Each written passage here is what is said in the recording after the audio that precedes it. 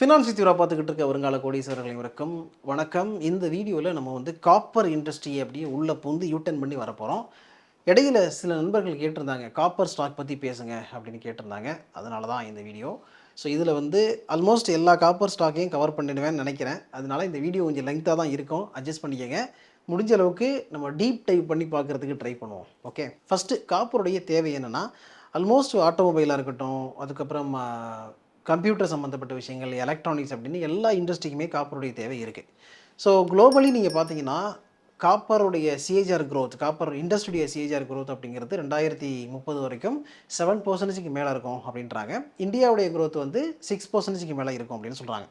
இதில் காப்பர் அதிகமாக கன்சியூம் பண்ணக்கூடிய நாடுகளுடைய பட்டியலில் முக்கியமான ஒரு பிளேயராக இந்தியா இருக்குது. சர்வதேச அளவில் எடுத்துக்கிட்டோம்னா எந்த நாடு அதிகமாக காப்பரை ப்ரொடியூஸ் பண்ணுதுன்னு பார்த்தீங்கன்னா சிலி தான் ஃபர்ஸ்ட் இடத்துல இருக்குது. 5.3 மில்லியன் டன் அளவுக்கு ஒரு வருஷத்துக்கு அவங்க ப்ரொடக்ஷன் பண்ணுறாங்க.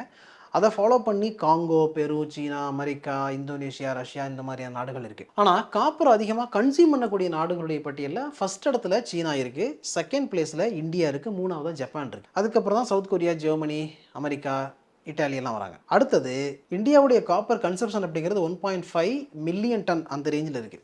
ஆனால் இந்தியாவில் எவ்வளோ காப்பர் ப்ரொடக்ஷன் பண்ண முடியுதுன்னு பார்த்தீங்கன்னா 0.5 மில்லியன் டன் அந்த மாதிரி தான். ஏன்னா பெரிய அளவில் இந்தியாவில் காப்பர் ப்ரொடக்ஷன் இல்லை. இந்தியாவில் இருக்கிற கம்பெனிஸ் என்ன பண்ணுறாங்கன்னா மற்ற நாடுகளில் போயிட்டு மைனிங் ஆக்டிவிட்டி பண்ணி அங்கேருந்து இங்கே காப்பரை கொண்டு வர்றாங்க, எக்ஸ்போர்ட்டும் பண்ணுறாங்க. ஸோ 2024 கணக்குப்படி பார்த்தீங்கன்னா ஓவரால் காப்பர் கன்சம்ஷனில் குளோபலி பார்த்தோம்னா 11% மேலே இந்தியா கன்சியூம் பண்ணியிருக்காங்க. இப்போ இந்த காப்பர் எக்ஸ்போர்ட் மார்க்கெட் இருக்குல்ல, இந்த எக்ஸ்போர்ட் மார்க்கெட்டை மிகப்பெரிய அளவில் டாமினேட் பண்ணுறது யாருன்னு பார்த்தீங்கன்னா சீனா. அதாவது என்னதான் சிலி வந்து அதிகமான காப்பர் மைனிங்கை பண்ணாலும் உலக அளவில் வந்து காப்பர் சம்மந்தப்பட்ட ப்ராடக்டை எக்ஸ்போர்ட் பண்ணி ஒரு பெரிய டிமாண்டை கொடுக்கறது யாருன்னா அது சீனா தான் கொடுத்துக்கிட்டு இருக்கு. அந்த பிரச்சனை இந்தியாவிலையும் இருக்குது. இந்தியாவில் இருக்கக்கூடிய கம்பெனிஸ்க்கே டஃப் கொடுக்குற அளவுக்கு சைனாவுடைய ப்ராடக்ட் வந்து இங்கே இருக்குது. ஸோ இது வந்து இந்த காப்பர் இண்டஸ்ட்ரியில் இருக்கிற கம்பெனிக்கு ஆக்சுவலாக ஒரு த்ரெட்டு. ஸோ இப்போ இந்தியாவில் இருக்கிற இந்தியன் கம்பெனிஸ் எடுத்துக்கிட்டிங்கன்னா டொமஸ்டிக் மார்க்கெட்டுக்கு தேவையான 40% மேற்பட்ட காப்பரை அவங்களே கொடுத்துட்றாங்க. அது வந்து இங்கேருந்து மைனிங் பண்ணி கொடுக்குறாங்க, இம்போர்ட் பண்ணி அதை சப்ளை பண்ணுறாங்க. ஓகே, இப்போ நம்ம இந்தியாவில் இருக்கக்கூடிய காப்பர் ஸ்டாக்ஸ் என்னவெல்லாம் இருக்குது அப்படிங்கிறத பார்க்கலாம். இதில் முக்கியமாக நிறைய பேருக்கு தெரிஞ்ச கம்பெனி எதுன்னு பார்த்தீங்கன்னா ஹிந்துஸ்தான் காப்பரை டக்குன்னு நம்ம சொல்லிடுவோம். ஹிண்டால்கோ கம்பெனியை சொல்லுவோம். ஹிண்டால்கோ அலுமினியம் இருக்குல்ல, அதில் காப்பரும் பண்ணுறாங்க, அந்த கம்பெனியை சொல்லுவோம். அடுத்தது வேதாந்தா கம்பெனி நம்ம சொல்லுவோம். ஏன்னா வேதாந்தா கம்பெனியை வந்து ஸ்டெர்லைட் அப்படிங்கிறதுனால யாராலையும் மறக்க முடியாது. பட் இது இல்லாமல் இன்னும் நிறைய கம்பெனிஸ் இருக்குது. அந்த கம்பெனிஸ் எல்லாம் எப்படி இருக்குங்கிறது நம்ம இந்த வீடியோவில் பார்க்கலாம். ஸோ ஃபஸ்ட் நம்ம பார்க்குறது ஆதித்ய பிர்லா குரூப்புக்கு கீழே இருக்கக்கூடிய ஹிண்டால்கோ இண்டஸ்ட்ரீஸ். ஹிண்டால்கோ இண்டஸ்ட்ரீஸ் எடுத்துக்கிட்டிங்கன்னா இந்த கம்பெனி அலுமினியமும் பண்ணுறாங்க, காப்பர் மைனிங்கும் பண்ணுறாங்க. ஸோ அலுமினியம் தான் இவங்களுடைய மெயின் பிஸ்னஸ்ஸு. காப்பர் வந்து அதுக்கு அடுத்த கட்டமாக இருக்குது அப்படின்னு எடுத்துக்கலாம். அலுமினியம் பிஸ்னஸ் வந்து 1340 கிலோட்டன் வரைக்கும் இருக்குது இவங்களுடைய கெப்பாசிட்டி, ஷிப்மெண்ட் கெப்பாசிட்டி மட்டுமே. அண்ட் காப்பர் வந்து 506 கிலோட்டனாக இருக்குது. ஸோ இந்த கம்பெனி நிறைய இடங்களில் மைனிங் ஆக்டிவிட்டி பண்ணுறாங்க. நார்த் அமெரிக்காவில் பண்ணுறாங்க, ஏஷியா, சவுத் அமெரிக்கா, யூரோப் கண்ட்ரீஸில் இவங்களுடைய மைனிங் ஆக்டிவிட்டி இருக்குது. ஹிண்டால்கோ வந்து ஒரு பெரிய கம்பெனி, அதில் டவுட் இல்லை. ஸோ இந்த கம்பெனியுடைய ஃபண்டமெண்டல் எப்படி இருக்குங்கிறத பார்க்கலாம். அண்ட் நோவலிஸ் அப்படிங்கிற கம்பெனியை வாங்கி வேறு இவங்க வச்சுருக்காங்க அலுமினியத்துக்காக. அவங்களும் பெரிய அளவில் பிஸ்னஸ் பண்ணுற ஒரு கம்பெனி. ஸோ ஹிண்டால்கோ இண்டஸ்ட்ரீஸுடைய ஃபண்டமெண்டல் எப்படி இருக்குன்னு ஃபஸ்ட் நம்ம பார்ப்போம். இந்த கம்பெனியுடைய மார்க்கெட் கேப் வந்து 1,90,000 கோடிக்கு மேலே இருக்குது. ஸ்டாக்குடைய பி ரேஷியோ 10 அந்த ரேஞ்சில் இருக்குது. இண்டஸ்ட்ரி பிஇ 20 இருக்குது. அப்போ கம்மியாக தான் ட்ரேட் ஆகிட்டு இருக்கு. ROCE 14க்கு மேலே இருக்குது, ROE 14க்கு மேலே இருக்குது. ரெண்டுமே டீசெண்டாக இருக்குது. டெட் ஈக்விட்டி ரேஷியோ 0.56 இருக்குது. டெட் 74,878 கோடியாக இருக்குது. அண்ட் இந்த ஸ்டாக்குடைய ஃப்ரீ கேஷ் ஃப்ளோ பார்த்தீங்கன்னா 4,000 கோடிக்கு மேலே இருக்குது. ரிசர்வ்ஸ் வந்து 1,34,644 கோடி வச்சுருக்காங்க. அண்ட் ஃபேஸ் வேல்யூ ₹1 இருக்குது. 52 வாரங்களில் ஹையஸ்ட் ப்ரைஸ் என்னென்னு பார்த்தீங்கன்னா 864, இறங்கினது 546. இப்போது இந்த வீடியோ ரெக்கார்ட் பண்ணும்போது 849 ரேஞ்சில் ட்ரேட் ஆகிட்டு இருக்கு. அப்போ 52 வார ஹையஸ்ட் ப்ரைஸுக்கு கொஞ்சம் கீழே இது ட்ரேட் ஆகிட்டு இருக்கு. ஆனால் பி ரேஷியோ 10 தான் இருக்குது. அடுத்தது சேல்ஸ் வந்து 66,000 கோடிக்கு மேலே பார்த்துருக்குறாங்க இந்த Q2வில். ஆப்ரேட்டிங் ப்ராஃபிட் வந்து 8,966 கோடி, 14% மார்ஜின் வச்சுருக்காங்க. இந்த 14% மார்ஜின் அப்படிங்கிறதெல்லாம் வந்து நல்ல விஷயம். ஏன்னா இதெல்லாம் ரொம்ப கேபிட்டல் இன்டென்சிவ் இண்டஸ்ட்ரி, பெரிய அளவில் மார்ஜின் இருக்காது. ஓகே, ஸோ 14% மெயின்டைன் பண்ணுறது நல்ல விஷயம். முன்னாடி 12 இருந்திருக்கு, இப்போ 14 ஆயிருக்கு. அடுத்தது நெட் ப்ராஃபிட் வந்து 4,741 கோடி. இந்த கம்பெனியுடைய ப்ராஃபிட்டபிலிட்டியும் டீசெண்டாக க்ரோ ஆகிருக்கு. இடையில கொஞ்சம் சறுக்கிட்டு மறுபடியும் மேலே வந்திருக்காங்க. ஷேர் ஹோல்டிங் பேட்டர்ன் எடுத்துக்கிட்டிங்கன்னா ப்ரொமோட்டர் ஹோல்டிங் 34க்கு மேலே இருக்குது, FIS 28க்கு மேலே வச்சுருக்காங்க, DIS 24க்கு மேலே வச்சுருக்காங்க, ரிட்டைல் ஹோல்டிங் 12க்கு மேலே இருக்குது. அடுத்து நம்ம பிஎஸ்சி செக்டாரில் இருக்கக்கூடிய ஹிந்துஸ்தான் காப்பரை பற்றி பார்ப்போம். ஹிந்துஸ்தான் காப்பருடைய ப்ரொடக்ஷன் கெப்பாசிட்டி என்ன, மைனிங் ஆக்டிவிட்டி என்ன அப்படிங்கிறதுலாம் நீங்கள் அந்த வெப்சைட்டை பார்த்து தெரிஞ்சுங்க. ஏன்னா நமக்கு எல்லாத்தையும் சொல்கிறது டைம் இல்லை. இந்த கம்பெனியுடைய மார்க்கெட் கேப் வந்து 36,000 கோடிக்கு மேலே இருக்குது. ஸ்டாக்குடைய பி ரேஷியோ 63 அந்த ரேஞ்சில் இருக்குது. இண்டஸ்ட்ரி பி 64 இருக்குது. ஆல்மோஸ்ட் ஈக்குவலாக ட்ரேட் ஆகிட்டு இருக்குது. ROCE 23க்கு மேலே இருக்குது. ROE 18க்கு மேலே இருக்குது. டெட் ஈக்விட்டி ரேஷியோ 0.05 இருக்குது. ஓகே, நல்ல ப்ராஃபிட்டபிலிட்டி இருக்கிற கம்பெனி. அடுத்தது பார்த்தீங்கன்னா இந்த கம்பெனியுடைய ரிசர்வ்ஸ் 2,504 கோடி, டெட்டு 142 கோடி, ஃப்ரீ கேஷ் ஃப்ளோ 132 கோடி. ஓகே, 52 வாரங்களில் ஹையஸ்ட் ப்ரைஸ் 388, கரண்ட் ப்ரைஸ் 377 ரேஞ்சில் ட்ரேட் ஆகிட்டு இருக்கு. ஹையஸ்ட் ப்ரைஸ் தான் இருக்கு. 52 வேக்கு லோ பார்த்தீங்கன்னா 184 ரூபா. ஃபேஸ் வேல்யூ 5 ரூபா இருக்கு. ஒருவேளை இந்த கம்பெனி ஸ்பிரிட் கொடுக்கலாம் வாய்ப்பு இருக்கு. அடுத்தது Q2 ரிசல்ட் பார்த்தீங்கன்னா 718 கோடி ரெவன்யூ. ஓகேவா, 282 கோடி ஆப்ரேட்டிங் ப்ராஃபிட். ஆப்ரேட்டிங் மார்ஜின் வந்து 39%. இப்போ 14% மார்ஜினே இதுக்கு முன்னாடி பார்த்த கம்பெனிக்கு என்ன சொன்னேன், கேபிட்டல் இன்டென்சிவ் இண்டஸ்ட்ரி அப்படிங்கிறதுனால இந்த மார்ஜின்லாம் கம்மியாக இருக்குன்னு சொன்னேன். பட் இந்த கம்பெனி என்ன பண்ணுறாங்க, 39% மார்ஜின் வச்சிருக்காங்க. இதுக்கு முன்னாடி 41 இருந்திருக்கு, இப்போ ஸ்லைட்டாக குறைஞ்சிருக்கு. அண்ட் நெட் ப்ராஃபிட் வந்து 186 கோடி. ஷேர் ஹோல்டிங் பேட்டர்னை பொறுத்த வரைக்கும் ப்ரொமோட்டர் ஹோல்டிங் 66க்கு மேலே இருக்குது. FIS இப்போ 5% வச்சிருக்காங்க. ஆக்சுவலாக ரீசெண்டாக FIS வந்து இதில் ஸ்டேக்கை இன்க்ரீஸ் பண்ணியிருக்காங்க. DIS வந்து 6% வச்சிருக்காங்க. DIS உடைய ஹோல்டிங் டிக்ரீஸ் ஆகிருக்கு. ரிட்டைல் ஹோல்டிங் 22க்கு மேலே இருக்குது. அடுத்து நம்ம பார்க்குறது வேதாந்தா கம்பெனி எடுத்துக்கிட்டிங்கன்னா அது மெர்ஜர் டிமெர்ஜர் அப்படிங்கிற பல கதையை ஓடிட்டுருக்கோம், அதை விட்டுருங்க. ஆக்சுவலாக இந்த கம்பெனியுடைய பிஸ்னஸ் செக்மெண்ட் அப்படின்னு பார்க்கும்போது aluminium, zinc, lead, silver, oil and gas, iron ore, steel, copper and nickel, power, அதுக்கப்புறம் ஃபெரோக்ரோம், செமிகண்டக்டர் அண்ட் கிளாஸ் அப்படின்னு எக்கச்சக்கமாக இருக்குது. சரியா? ஸோ இதில் வந்து இப்போ காப்பர் செக்மெண்ட்டுக்காக நீங்கள் வேதாந்தா எடுத்து பார்த்தீங்க அப்படின்னா இந்த ஸ்டாக்குடைய மார்க்கெட் கேப் பார்த்தீங்கன்னா 2,14,000 கோடிக்கு மேலே இருக்குது. ஸ்டாக்குடைய பி ரேஷியோ 16க்கு மேலே இருக்குது. இண்டஸ்ட்ரி பிஇ 46 அந்த ரேஞ்சில் இருக்குது. ROCE 25க்கு மேலே இருக்குது. ROE 38க்கு மேலே இருக்குது. ரெண்டுமே எக்ஸலண்ட்டாக இருக்குது. ஆனால் டெட் ஈக்விட்டி ரேஷியோ வந்து 2.12 இருக்குது. அதிகமாக கடன் இருக்குது கம்பெனி. அப்போ ROCE 16க்கு மேலேயோ ROE வந்து 38க்கு மேலேயோ இருந்து பெரிய அளவில் பிரயோஜனம் கிடையாது. எவ்வளோ கடன் இருக்குன்னு பார்த்தீங்கன்னா 85,065 கோடி கடன் வச்சுருக்காங்க. ஃப்ரீ கேஷ் ஃப்ளோ 22,848 கோடி இருக்குது. ரிசர்வ்ஸ் வந்து 39,753 கோடி இருக்குது. 52 வார ஹையஸ்ட் பிரைஸ் என்னன்னு பார்த்தீங்கன்னா 548, இறங்குனது 362. இப்போ அந்த 52 வார ஹையஸ்ட் பிரைஸில் தான் ட்ரேட் ஆகிட்டு இருக்கு. இந்த ஸ்டாக்குடைய சேல்ஸ் வந்து 39,868 கோடி, ஆப்ரேட்டிங் ப்ராஃபிட் 11,396 கோடி, 29% மார்ஜின் வச்சிருக்காங்க, 3,479 கோடி ப்ராஃபிட். ஷேர் ஹோல்டிங் பேட்டர்ன் பார்த்தீங்கன்னா 58% மேலே ப்ரொமோட்டர் ஹோல்டிங் இருக்கு, 11% மேலே FIS அண்ட் DIS ஹோல்டிங் 16க்கு மேலே இருக்கு, ரிட்டைல் ஹோல்டிங் 16க்கு மேலே இருக்கு. இப்போ இந்த 3 கம்பெனியுமே வந்து இந்த காப்பர் இண்டஸ்ட்ரி அப்படின்னு வரும்பொழுது முக்கியமான கம்பெனி, எல்லாமே வந்து லார்ஜ் கேப் கம்பெனி. ஆனால் இதை தாண்டி சில கம்பெனிஸ் வந்து இப்போ அடுத்தடுத்து பார்க்க போகிறோம். அதில் வந்து 2 வெரைட்டி நான் உங்களுக்கு காட்ட போகிறேன். அந்த வெரைட்டி என்னங்கிறத நீங்கள் கவனிங்க. ஸோ அந்த அடிப்படையில் ஃபஸ்ட் நம்ம பார்க்குறது வந்து கியூபெக்ஸ் டியூபிங்ஸ் அப்படிங்கிற ஒரு கம்பெனி. இந்த கம்பெனி வந்து என்ன பண்ணுறாங்கன்னா சீம்லெஸ் சாலிட் ட்ரான் டியூப்ஸ் பண்ணுறாங்க, ராட்ஸ் பண்ணுறாங்க, பஸ் பார்ஸ், அதுக்கப்புறம் wire of copper and copper based alloys பண்ணுறாங்க. ஸோ காப்பர் சம்மந்தப்பட்டிருக்கக்கூடிய சின்ன சின்ன குழாய்கள், ஒயர் சம்மந்தப்பட்டது எல்லாத்தையும் தயாரிக்கிற கம்பெனி தான் இந்த கியூபெக்ஸ் டியூபிங்ஸ் அப்படின்னு எடுத்துக்கலாம். இந்த ஸ்டாக்குடைய மார்க்கெட் கேப் வந்து 135 கோடி அண்ட் கரண்ட் ப்ரைஸ் பார்த்தீங்கன்னா 94 ரூபா ரேஞ்சில் ட்ரேட் ஆகிட்டு இருக்கு. ஹையஸ்ட் ப்ரைஸ் 143 ரூபா, இறங்குனது 67 ரூபா அப்படின்னு இறங்கிருக்கு. இப்போ பி ரேஷியோ 18 அந்த ரேஞ்சில் இருக்கு. இண்டஸ்ட்ரி பி 20 இருக்கு. ROCE 10, ROE 9 அந்த ரேஞ்சில் இருக்கு. டெட்டு 41 கோடி இருக்கு. டெட் ஈக்விட்டி ரேஷியோ 0.53 இருக்கு.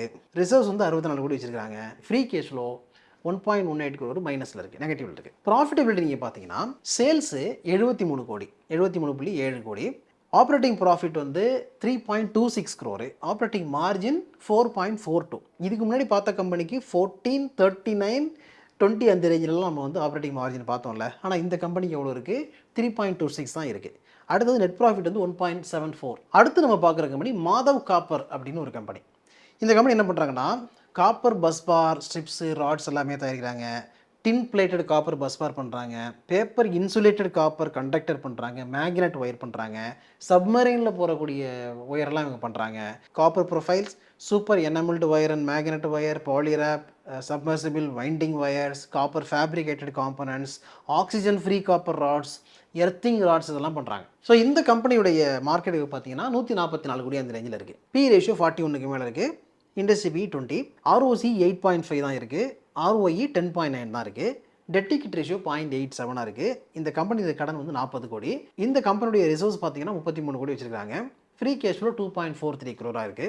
52 வாரங்கள் ஹையஸ்ட் ப்ரைஸ் அப்படிங்கிறது ரூ. 67, இறங்குனது ரூ. 39. கரண்ட் ப்ரைஸ் இந்த வீடியோ ரெக்கார்ட் பண்ணும்போது 52 ரேஞ்சில் ட்ரேட் ஆகிட்டு இருக்கு. இந்த ஸ்டாக்குடைய ப்ராஃபிட்டபிலிட்டி எப்படி இருக்குன்னு பார்த்தீங்கன்னா, ரெவன்யூ 51 கோடி, ஆப்ரேட்டிங் ப்ராஃபிட் 1.83 கோடியாக இருக்குது, ஆப்ரேட்டிங் மார்ஜின் 3.58% வச்சுருக்காங்க, நெட் ப்ராஃபிட் -0.20 crore இருக்குது, 20 லட்சம் லாஸில் போயிருக்கு. ஷேர் ஹோல்டிங் பேட்டர்ன் 64% மேலே ப்ரொமோட்டர் ஹோல்டிங்கும் 33% மேலே ரிட்டைல் ஹோல்டிங்கும் இருக்குது. அடுத்து நம்ம பார்க்குற கம்பெனி வந்து போன்லான் இண்டஸ்ட்ரீஸ். இந்த கம்பெனி என்ன பண்ணுறாங்கன்னா ஒயர் ராட்ஸ் பண்ணுறாங்க, கேத்தோட் பண்ணுறாங்க, ஒயர்ஸ் பண்ணுறாங்க, இங்கர்ட்ஸ் எல்லாம் பண்ணுறாங்க. ஆனால் இது எல்லாமே வந்து காப்பர்லேயும் பண்ணுறாங்க, அலுமினியம், லெட் அண்ட் சிங்க்லேயும் பண்ணுறாங்க. ஸோ இந்த ஸ்டாக்குடைய மார்க்கெட்டுக்கு வந்து 50 கோடி ரேஞ்சில் தான் இருக்குது. ரொம்ப ரொம்ப சின்ன கம்பெனி. ஸ்டாக்குடைய பி ரேஷியோ 20 அந்த ரேஞ்சில் இருக்குது. இண்டஸ்ட்ரி பிஇ 46 இருக்குது ஒயர் இதெல்லாம் வரும்போது. ஆர்ஓசி பார்த்தீங்கன்னா 5.04 தான், ஆர்ஓஇ 3.36 தான், ரொம்ப ரொம்ப புவர். அடுத்தது டெட் ஈக்விட்டி ரேஷியோ 0.50 இருக்குது. கடன் எவ்வளோன்னா 41 கோடி வச்சுருக்காங்க. இந்த ஸ்டாக்குடைய ரிசர்வ்ஸ் வந்து 68 கோடி, ஃப்ரீ கேஷில் 30 கோடிக்கு மேலே இருக்குது. 52 வாரங்களில் ஹையஸ்ட் ப்ரைஸ் ரூ. 57, இறங்குனது ரூ. 22. இது ஒரு பென்னி ஸ்டாக்கு, ரூ. 40 இப்போ ட்ரேட் ஆகிட்டு இருக்கு. அடுத்தது பார்த்தீங்கன்னா இந்த ஸ்டாக்குடைய சேல்ஸ் வந்து 242 கோடி ரெவன்யூ. ப்ராஃபிட் வந்து ரீசெண்ட் குவார்ட்டரில் நெகட்டிவில் போயிருக்கு, -2.16 crore லாஸ் பண்ணியிருக்காங்க operating profit. So operating margin negative தான். பட் அதுக்கு முந்தின குவார்ட்டரில் வந்து 2.9 அந்த ரேஞ்சில் ஆப்ரேட்டிங் மார்ஜின் இருந்திருக்கு. ஸோ இப்போ வந்து நெகட்டிவில் நெட் ப்ராஃபிட் இருக்குது. அடுத்து நம்ம பார்க்குற கம்பெனி பாக்யநகர் இந்தியா. இந்த கம்பெனியும் வந்து காப்பர் ப்ராடக்ட் அண்ட் அதர் ப்ராடக்ட்டை கொடுக்குறாங்க.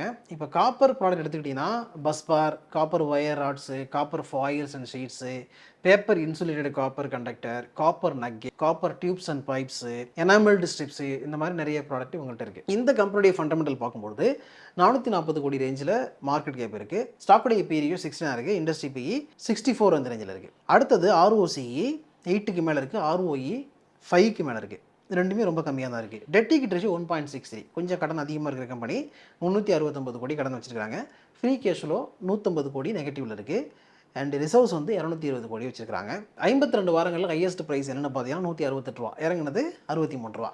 இப்போது 138 ரேஞ்சில் ட்ரேட் ஆகிட்டு இருக்குது. இதோடைய ப்ராஃபிட்டபிலிட்டி எப்படின்னு பார்த்தோன்னா, ரீசெண்ட் குவார்ட்டர் ரிசல்ட் என்ன, 580 கோடி ரெவன்யூ, 25 கோடி ஆப்ரேட்டிங் ப்ராஃபிட், வெறும் 4% மார்ஜின், அண்ட் ப்ராஃபிட் வந்து 11 crore. Share holding pattern promoter holding 70க்கு மேலே இருக்குது, எஃப்ஐஎஸ்டிஎஸ் இன்வெஸ்ட் பண்ணல, ரிட்டைல் ஹோல்டிங் 29க்கு மேலே இருக்குது. இப்போது ஃபஸ்ட்டு 3 லார்ஜ் கம்பெனி பார்த்தோம்ல, அதுக்கப்புறம் வந்து மோசமான பெர்ஃபார்மன்ஸ் கொடுத்துருக்க சில கம்பெனிஸை பார்த்தோம் இல்லையா. இப்போ அடுத்ததை பார்த்தீங்கன்னா வேறு ஒரு செட்டு நான் உங்களுக்கு காமிக்கிறேன்.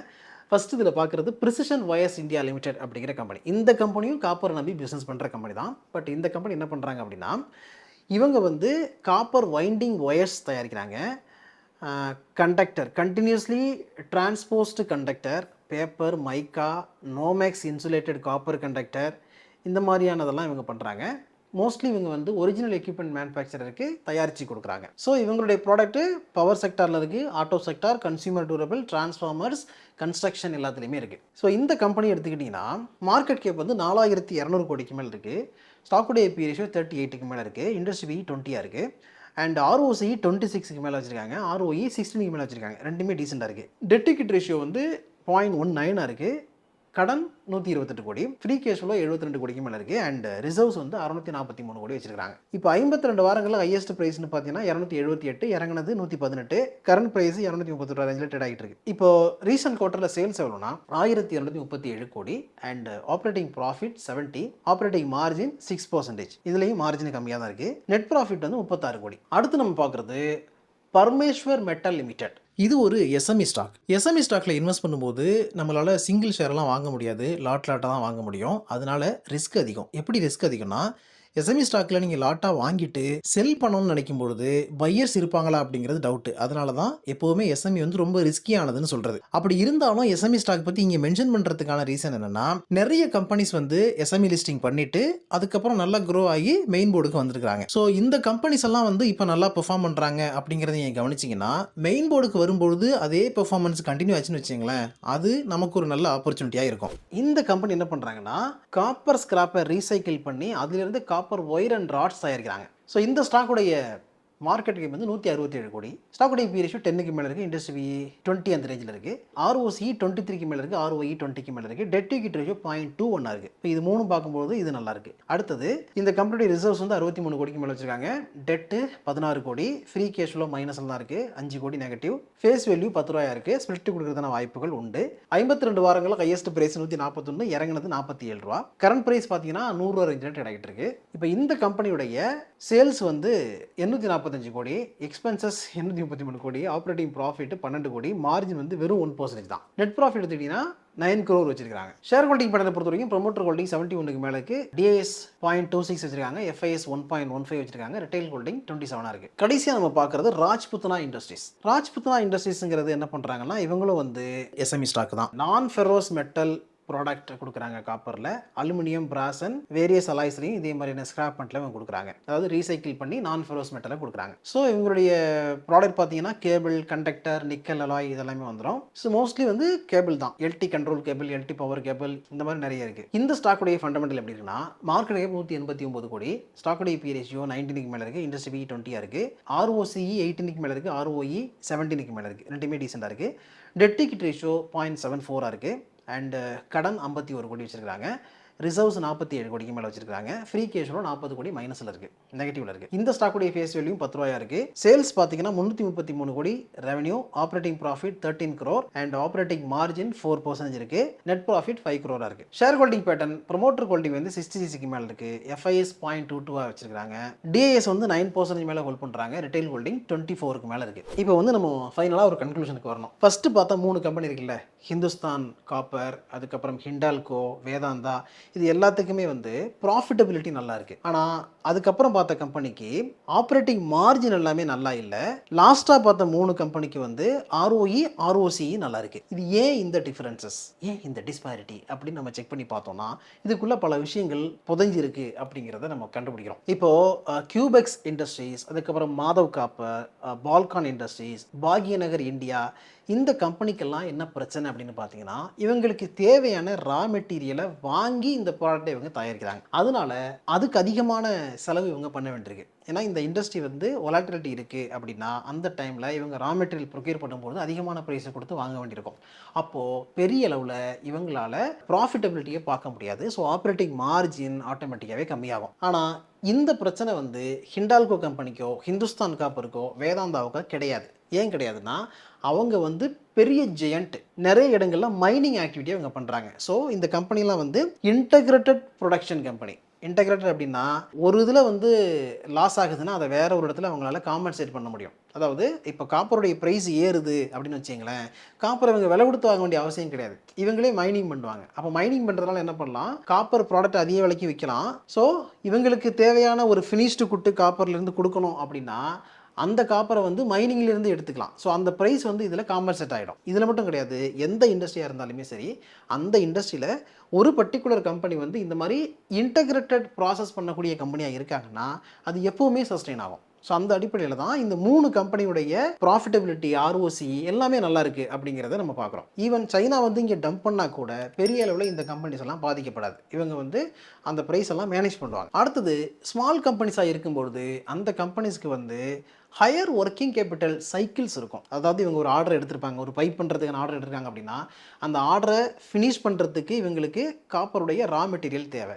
அந்த ரா மெட்டீரியலை வேற ஒரு கம்பெனிக்கிட்ட இருந்து வாங்கணும். சப்போஸ் இவங்க ஆர்டர் எடுக்கிற நேரத்தில் ஸ்டாக் இருந்துச்சுன்னா ஓகே, ஸ்டாக் இல்லை இனிமேல் தான் வாங்க போகிறாங்கன்னா, அந்த டைமில் வந்து காப்பருடைய ப்ரைஸ் ஏறிடுச்சுன்னு வச்சுங்களேன், அப்போ என்ன பண்ணுவாங்க, கொஞ்சம் வெயிட் பண்ணி நம்ம இதை பண்ணுவோம் அப்படின்னு நினைக்கலாம். ஏன்னா வேறு இடத்துல இவங்க இன்டகிரேட்டட் ஃபெசிலிட்டி இல்லைங்கிறதுனால காம்பன்சேட் பண்ணுறது கஷ்டம். அப்படி காம்பன்சேட் பண்ணணும்னு நினச்சாங்கன்னா என்ன பண்ண முடியும், இந்த எடுத்த ஆர்டருக்கான ப்ரைஸை வந்து அதிகப்படுத்தி பார்கெயின் பண்ணி கொடுக்கணும். ஆல்ரெடி வந்து ஃபிக்ஸ் பண்ண ஆர்டருங்கும் போது அதிகமான ப்ரைஸில் இவங்களால் அதை விலையை மாற்றி விற்கிறதுங்கிறது கஷ்டம். அந்த மாதிரி பார்கெயின் பண்ண முடியாது, அது ஒரு பிரச்சனை. அதனால வெயிட் பண்ணி கொஞ்சம் அந்த ப்ராஜெக்டை வந்து டிலே பண்ணி கொடுக்கறதான சான்சஸ் இருக்குது. அப்போ டிலே பண்ணி கொடுக்கும்போது என்ன ஆகும், கேபிட்டல் எஃபிஷியன்சி வந்து குறையும். அதனால ROCE, ROE எல்லாம் அடி வாங்கும். லாஸ்ட்டாக 3 கம்பெனி பார்த்தோம்ல, precision wire India, Parameshwar metal, அதுக்கப்புறம் ராஜ்புத்தனா இண்டஸ்ட்ரீஸ். இந்த கம்பெனி வந்து இதிலிருந்து எப்படி வேறுபடுது அப்படின்னு பார்த்தீங்கன்னா, இந்த 3 கம்பெனியும் என்ன பண்ணுறாங்கன்னா, வைண்டிங் ஒயர்ஸ் இல்லைன்னா நான் ஃபெரோஸ் ரீசைக்கிளிங்குள்ளே போயிடுறாங்க. அதாவது ஸ்கிராப்பை ரீசைக்கிள் பண்ணி, காப்பருடைய ஸ்கிராப்பை மேஜராக வந்து இவங்க ரீசைக்கிள் பண்ணி அதுலேருந்து ஒரு ஃபினிஷ்டு குட்டை கொடுக்குறாங்க. அப்போது இவங்களுக்கு ரா மெட்டீரியலுக்காக பெரிய அளவில் செலவு பண்ண வேண்டிய அவசியம் இல்லை. ஏன்னா ஸ்கிராப்பை தானே வாங்குறாங்க. அதில் ஒரு ப்ளஸ் பாயிண்ட் இருக்குது. ரெண்டாவது, ஜென்ரலாக ஒரு காப்பர் ராடு மாதிரியான ப்ராடக்ட்டை விற்கிறதுக்கும் இவங்களுடைய ப்ராடக்ட்டை விற்கிறதுக்கும் வித்தியாசம் நிறைய இருக்குது. இது நிறைய இண்டஸ்ட்ரிக்கு தேவைப்படுது. சின்ன சின்ன கம்பெனிஸ் கூட இதை வாங்கணும் அப்படின்னு இருக்கிறாங்க. அதெல்லாம் வந்து இந்த கம்பெனிக்கெல்லாம் பாசிட்டிவாக இருக்குது. ஸோ முக்கியமாக எலக்ட்ரிக்கல் குட்ஸு, மோட்டார்ஸ் இந்த மாதிரியான பொருட்களுக்கு இவங்களுடைய ப்ராடக்ட்டே தேவைப்படுது. அதனால இந்த கம்பெனிக்கு இந்த ROE, ROC எல்லாம் பெட்டராக இருக்குது. ஸோ இதனால வந்து அவங்களுடைய ஆப்ரேஷனல் எஃபிஷியன்சி நல்லாயிருக்கும். அதாவது ஒர்க்கிங் கேபிட்டல் டேஸ் வந்து ரொம்ப லாங்காக இருக்காது. டக்குன்னு இவங்க ஒரு ஸ்கிராப்லேருந்து இந்த மெட்டீரியல் தயாரித்து அவங்க என்ன கேட்டாங்களோ அதை டெலிவரி பண்ணி கொடுத்துட போகிறாங்க. அதற்கான பேமெண்ட்டை வாங்க போகிறாங்க. அதனால் இந்த ROE, ROC எல்லாமே பெட்டராக இருக்குது. பட் என்னதான் இருந்தாலும் இவங்களும் இன்டகிரேட்டட் ஃபெசிலிட்டி எல்லாம் கிடையாது. அப்படிங்கிறதுனால ஸ்கிராப்லேருந்து தான் பண்ணுறாங்க, இல்லைனா வேறு ஒரு இதுலேருந்து ரா மெட்டீரியல் வாங்கி இவங்க பண்ணுறாங்க. அப்படிங்கும்பொழுது இந்த ஆப்ரேட்டிங் மார்ஜின் கம்மியாக தான் இருக்கும். அப்படிங்கிறது இதுலேயும் விஸ்டெண்ட் ஆகுது, கண்டினியூ ஆகுது. ஸோ ஓவராலாக பார்த்தீங்கன்னா நம்ம பார்த்த ஸ்டாக் எல்லாமே காப்பரில் இருக்கக்கூடிய கம்பெனிஸ் தான். அப்படி இருந்தாலும் ஒவ்வொரு கம்பெனியும் வேறுபடுது. அதாவது 3 கம்பெனி 4 கம்பெனியாக வேறுபடுது. அப்படிங்கிறத வந்து நம்ம கிளியராக பார்க்க முடியுது. அதற்கான காரணம் என்ன அப்படிங்கிறத முடிஞ்ச அளவுக்கு நான் உங்களுக்கு டீட்டெயிலாக எக்ஸ்பிளைன் பண்ணுறதுக்கு ட்ரை பண்ணியிருக்கேன். ஸோ இதில் வேறு ஏதாவது ஆட் பண்ணியிருக்கலாம் அப்படின்னு தோணுச்சுன்னா அதை நீங்கள் கமெண்ட்ஸில் சொல்லுங்கள். இப்போ நான் சொன்ன விஷயங்களை அடிப்படையாக வச்சு நீங்களும் நல்லா ஓன் ரிசர்ச் பண்ணிட்டு அதுக்கப்புறம் உங்களுக்கு நல்லா தெரிஞ்ச ஒரு செபி ரிஜிஸ்டர்ட் அட்வைசர் கேட்டுக்கிட்டு நீங்கள் எந்த ஷேரை வாங்கணுமோ அந்த ஷேரை வாங்க. ஏன்னா இவ்வளோ நேரம் நான் சொன்னது எல்லாமே எஜுகேஷனல் பர்பஸுக்காகவும் இன்ஃபர்மேட்டிவ் பர்பஸுக்காக மட்டும்தான், சஜஷனோ அட்வைஸோ கொடுக்குறதாக இல்லை. இதே மாதிரி அடுத்த ஒரு நல்ல வீடியோவில் மீட் பண்ணுவோம். அது வரைக்கும் உங்கள் நீங்கள் பத்திரம் பார்த்துங்க. Thank you so much.